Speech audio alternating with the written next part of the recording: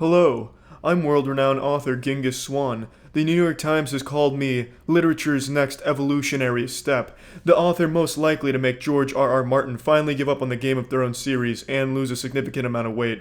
I'm the sole recipient of the first and only Magic School Bus International Academic Full Ride Literary Scholarship. I am a 3-time WWE Hell in a Cell pay-per-view spectator. I have not missed a single Super Bowl in all 23 years of my existence.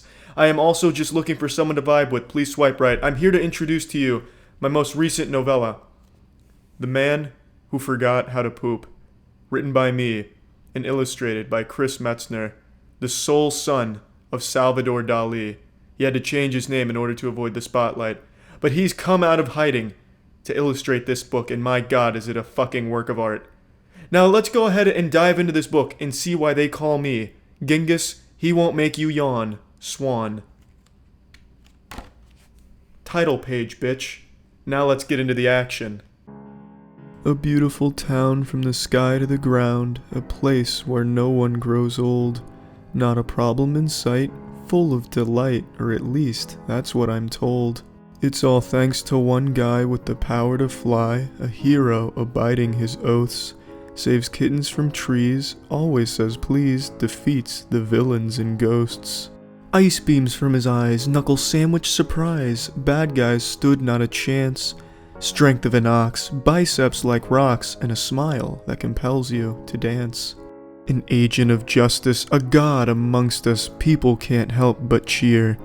Despite his talent and efforts valiant, there was but one thing he'd fear. A rumble in his tummy, after sushi so yummy, he felt nature's call.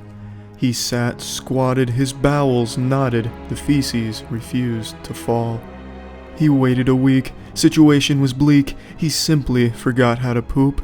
He'd sit and he'd think, the bathroom would stink, but still, the effort was moot. To the doctor he went, his money was spent, but the problem deemed unknown. Gave him some pills, paid hefty bills, but still, his anus was sewn. His condition worsened, left barely a person, he was devolving into a slug. His skin turned green, his powers lost steam, it looked like his grave was dug. With his time almost done, the town overrun with crime and evil and sadness, his family wept as the town crept deeper into madness. Not ready to leave, his wife left bereaved, the fat lady's last note was hit. Final moment he cried, this man had just died because he was so full of shit. It's a tearjerker, I know. At some points it can even be hard to read, hard to look at, and for me, hard to write.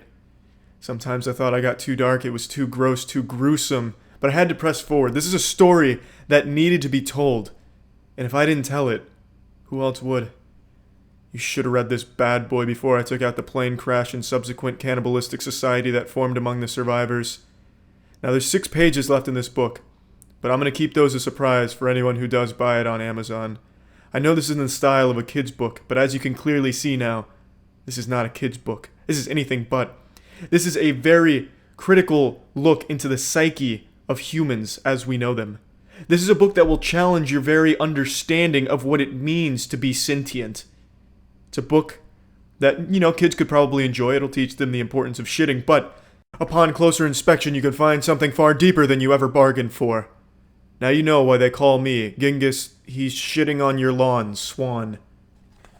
This book can be very difficult to read, very graphic, very intense stuff. 24 pages of pure pain. The reading painbow. Shit's intense. The book is real if anyone does want to check it out on Amazon. And there really is actually 6 pages at the end that I'm not going to show here. It's probably better read. So yeah, that's it. So yeah.